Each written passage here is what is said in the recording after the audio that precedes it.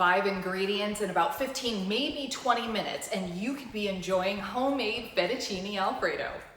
Since there are so few ingredients, they've all got to be great quality. Finely chopped fresh garlic, not the jarred stuff, and freshly grated Parmigiano Reggiano are super important, along with heavy cream and real butter. I like these gluten-free noodles, but of course, regular pasta's great too. When your water is boiling, add in the pasta and start on the sauce by heating butter and garlic in a large saucepan. When the butter melts and the garlic softens and becomes deliciously fragrant, add in the heavy cream. Season with a little salt and pepper and check to be sure your pasta is cooking along.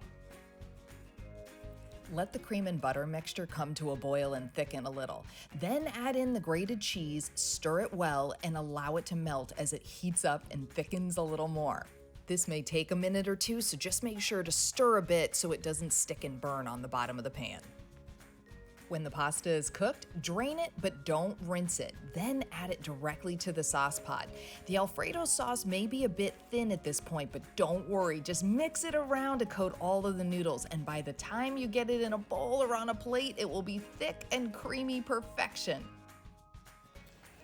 So there it is, all done. Super quick and easy, great for a weeknight meal. Fettuccine Alfredo, and you can make it with gluten-free noodles. Who knew?